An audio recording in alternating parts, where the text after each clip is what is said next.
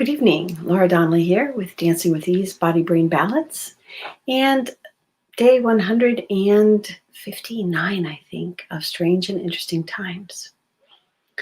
So, today I want to talk about stress relief. So, first, you got to know what stress in your system feels like. Some people live at such a high intensity, and that intensity is normal for them, that they don't recognize it as stress. I used to kind of function like that. I would go as fast as I could. Like I'm a sprinter. That like if I would be a runner, I would not be a long distance runner. I am a sprinter. I have short, intense bursts of speed, followed by recovery time. So I'm doing a little bit better at consistency and long distance in these days, but my natural energy is like a bursting energy. So one of the things that is useful for everybody is to know what stresses their system. So another thing that stresses my system is going too long between meals, having a low blood sugar. I also can't eat like a whole lot. Like at breakfast, I can't eat a huge breakfast and then skip lunch and have dinner. I do better with little small things that kind of sustain me through the day. Making sure I don't get too hungry at some point, because then I'm stressed. And the way I know I'm stressed is I get testy and I get irritable. I sometimes get focused and try and push through stuff when I really should take a break. Another thing, my husband's been roasting coffee. So he bought some cool coffee beans and then been roasting them. It's very fun. Only the coffee that we normally drink, we are used to it and it has a certain kind of caffeine buzz. And this new coffee that he's roasting, we're learning we usually like a dark roast, which I think evens out the caffeine. So every once in a while we have this new coffee. It tastes great. We're enjoying it. And about an hour after we had the last cup of coffee, we were having a little bit of and I'm like, okay, maybe we need to eat, settle that coffee down. It just is a little bit different buzz, different energy from the new coffees. And my body's physical response is not the same. And when my physical response is doing something different, a lot of times my mental energy is slightly different, and sometimes my emotions might be different. So another thing about stress, and hey, Mary, it's great to see you. One of the things that's really good to notice is what stresses you out. So that if you have a busy, high energy day, and you know that it helps you to have extra protein in your system, then it's good to pack protein and carry it with you in case things happen in your busy day that keep you from getting the food you need. Other things can stress you out. Other people's emotions can stress you out. We've been talking about emotions a lot, and we've been not talking about them from the point of view of stress, but from the point of view of being carried away from them. But stress is something that puts undue effort or extra effort or intense effort on your body. And our body is made to have to deal with short bursts of stress. It functions that way really well. It doesn't do good with this long, continuous, increasingly pressurized stress plane. That comes from working in an office, dealing with computers every day. Every day is a busy day. And here's the great thing, Lynette, you don't have to worry about those people anymore, because you use them to come back to yourself. And this is a really great thing. Uh, well, sometimes it does help. But okay, I'm going to be the point of reflection here. While we can take alcohol and think that that is calming our system down, it is a slight depressant. And so in the moment, it will calm our system down. But, and vodka is better than some. And Larry Freeberg, who you remember, his new wife, Dorcas, I mean, they've probably been married 12 years, so it's not really new, but new from me, right? They are selling a boutique vodka that is some of the best vodka you ever drank. But it's almost like food. It's made from organic potatoes and a small little distillery. Probably like your pies are homemade. The vodka is homemade, but they're selling it commercially at farmers markets. And yeah, I know. And it's really, really good, really smooth. You can drink it on the rocks. It's so good. So anyway, that was a digression. But the thing I wanted to say about alcohol is a lot of times we've had a bad day and you have the mom saying, okay, I need my glass of wine now. The thing about that is there's sugar in the alcohol, and it's an artificial way of bringing your system down. And then your body has to process the alcohol, which actually adds a little bit more stress to it. And then if you happen to need to eat and you have the alcohol instead, then Mary says it's really hard to sit with the emotions. But you don't have to sit with the emotions at all. You have to just say, hey, this is how I feel. Where is a little easier than that? Where seems easier in my system than that feeling? And it could be a feeling of anxiousness. It could be a feeling of stress. Actually, all of these emotions kind of stress our system. Lynette and I used to dance together in the olden days when we were young. She is still pretty thin. But I'm pretty happy now. So, okay. So then Mary has a different issue. She doesn't drink instead of eating. When she drinks, she wants to eat. Well, then when stresses her out because she's eating too much, see, we can let everything stress us out. We just can. Yeah, a small drink now and then is no problem. Just like a cup of coffee in the morning is no problem. 5 cups of coffee, too much. Now, here, this will crack you all up, is if I drink too much coffee, I have to go take a nap. Once I have the threshold that I like, and I feel good, and then it tastes really good, so I think, well, I'll just have another cup or two. No. Boom. Right after that, I'm exhausted. I have to go lay down. It's ridiculous. But that is a sign from my body that I overstressed it. I gave it too much caffeine and too much whatever acid was in the coffee.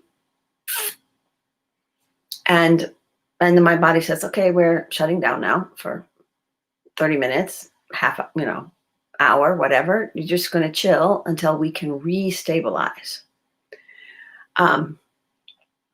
So it's never wrong to listen to your body. Never wrong. Your body's job is trying to take care of you. And it is designed to deal with stress, but it's not designed to deal with chronic stress. So if you have a person who causes you stress, you say, this person is my best friend. This person is helping me heal myself. Now, I'm not telling you this is easy, but I'm telling you it's good for you. Now, I did work for some people, 2 people. Oh, my heavenly days. They were they were like 2 tornadoes. They were married. They had a business together. You're right, Lynette. Your body never lies. And so these tornadoes, and they would come together. Sometimes they would whip together and they would go faster together. Sometimes they would bang into each other and bust off. And I was trying to organize their life and organize their finances. And they didn't want to be organized. I mean, they told me they wanted to be organized. They hired me to organize them, but they didn't want to be organized. So I hung out for a while and I did the best job I could. But at a certain point, they got harder and harder to be around. They fought with each other, and this stressed me out. So I'm sitting in the office trying to do the bookkeeping. I'm like, where's a little ease in my system?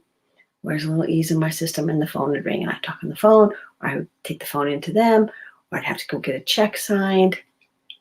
Then we'd be like, what is this for? And how come this isn't da-da-da-da-da?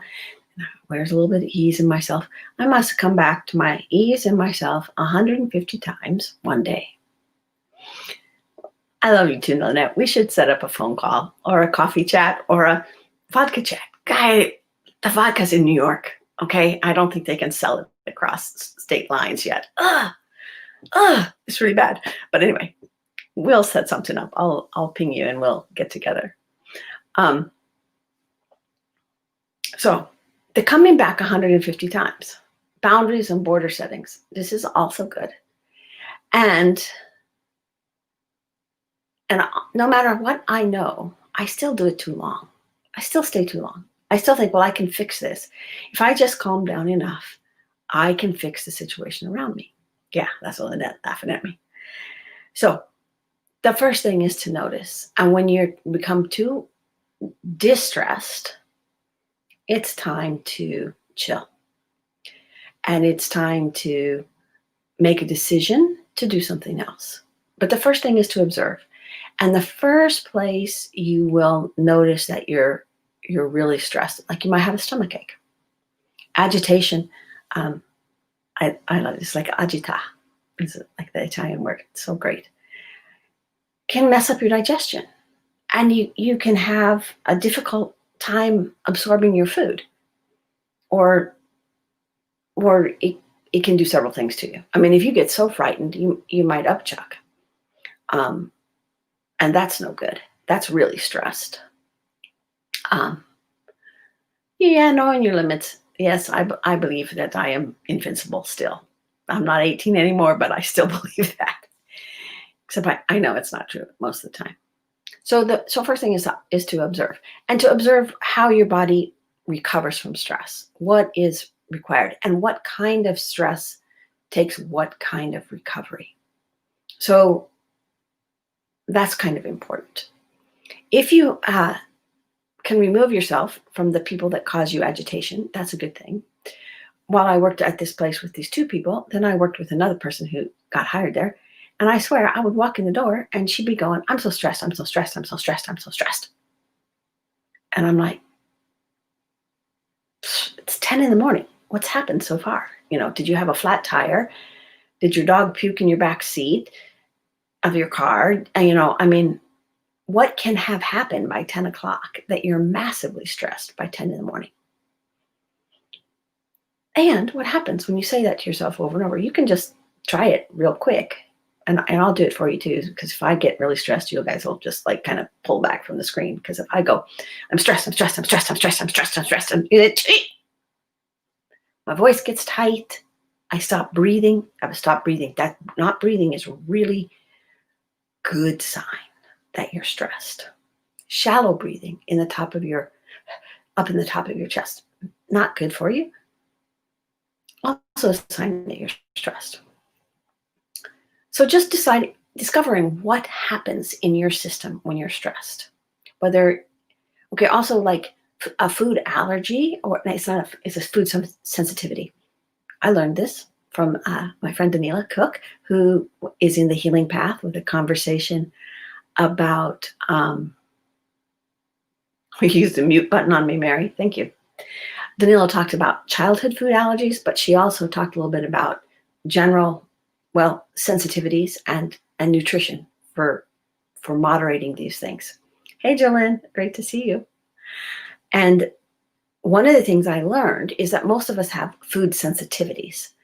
Like an allergy is like a peanut allergy, and your body goes into an immediate and intense stress response, and your throat closes, you can't breathe, and you got to get medical attention right away, or you're out.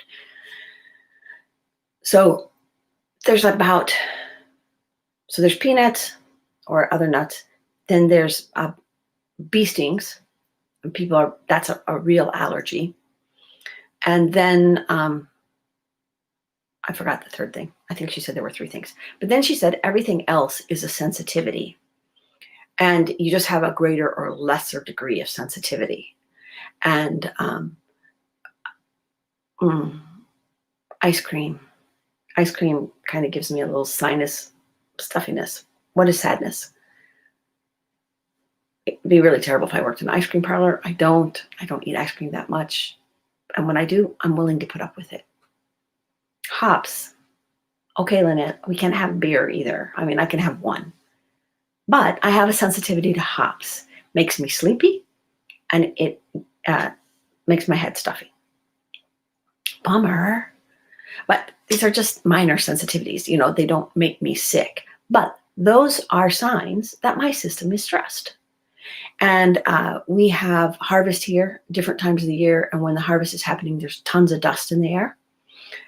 And I have some sensitivity to dust. So I might have a few headaches when the harvesting is happening.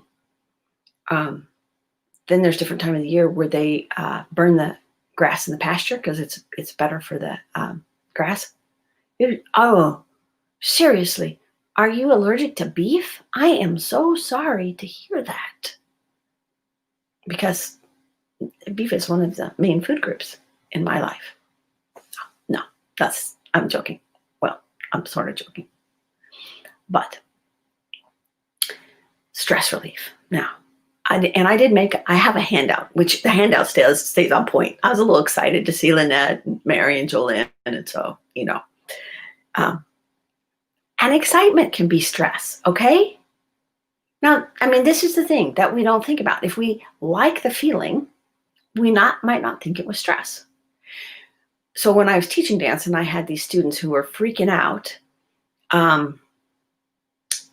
about performance, and I'm so scared, I'm so nervous, what's going to happen? I was like, quit it. You're excited. All the physical response systems in your body, butterflies in your stomach, rapid heartbeat, breathing faster. These are all signs of excitement. They're also signs of fear. But if you're a performer and your life is on the stage, well, then those are signs of excitement, because you can't be living like terrified of performing. If you're a performer, that is a goof up. That's a goof up, a stressful goof up. So anyway, I do have this handout. And if you just send me an email, I'll email you the handout. It's really pretty. It's really pretty. It's gold and beige, kind of fall colors, and healing colors, because yellow and gold are healing colors for me. So after you notice what's happening, the big part, we were talking all about that. When you notice that you're stressed, your system is stressed, pause. That's the first thing. Just pause. Now, that is really easier said than done. But when you pause, you don't go into your reaction. That arbitrary pause stops you from your automatic reaction, where you say, I don't like this. You say, I don't like this, pause. And maybe I don't have to have that reaction, which is kind of fun. Then you check in your system from that place of pausing, where someplace that's easier. And I'm telling you, it's just a tiny bit. So like if you're squeezing your fist and squeezing your fist and squeezing your fist, I'm stressing out my hand. And when my hand is stressed, it's attached to my body. So my whole body is stretched and you can hear my voice. So if I stop squeezing, everything stops squeezing. Everything is connected. So when I stop squeezing, I'm easier. And that tiny little bit of shift is all you need to find to be a little bit less stressed. And then you've changed from going in the direction of increasing your stress to pausing. So it's not increasing, which is a win. And then if you check in Where's a little bit of ease in my system? Maybe my breath, maybe I take a deep breath and my lungs feel a little bit easier. Maybe I move a little bit and put both feet flat on the floor and my feet feel easier. And now you've gone in the direction of a little more ease and a little bit less stress in your system. And as you do that, because your body is really designed to deal with a burst of stress and to calm itself down, you are just helping it calm itself down. You pause again and you check. Did you have any changes? Were there changes in your breathing? Were there changes in your heart rate? Were there just changes generally in how you felt or how the energy was revving through your system? And you scan again. And now where's easier? So wherever someplace was easier, maybe my shoulders were easy. Where's easier than my shoulders? Oh, my elbows. How interesting. That's weird. Now across my lower back is easier, and then my upper back. And your body will just whisper to you where it notices that it's a little bit easier. And then you just keep doing that. And then if the person who's driving you bananas comes in noisy, comes in stomping, you notice that that's not your favorite thing, and you pause and you scan. And then from that place of calmness, you have the ability to choose what you're going to do next. And if you want to get mad, you can get mad. That's always in your array of options. But if you want to just move out of the way of that person and go on with your own activities, then you can do that too. So that was simple little steps for how to do stress relief. And they're simple, but like I said, if something that stresses us is like stepping on your last nerve, that takes a lot of effort. It's not effort. It takes a lot of commitment to continue to make the decision to come back to ease. I'm stressing, I'm coming back to ease. I'm stressing, coming back to ease. Stressing, coming back to ease. Every time you come back to ease, you heal yourself. It's a little micro healing, and you actually heal the people around you. So have fun, play with that. And if you would like the handout, let me know. Send me an email and I will fire it off in the mail to you, because I was like so proud of myself for making it.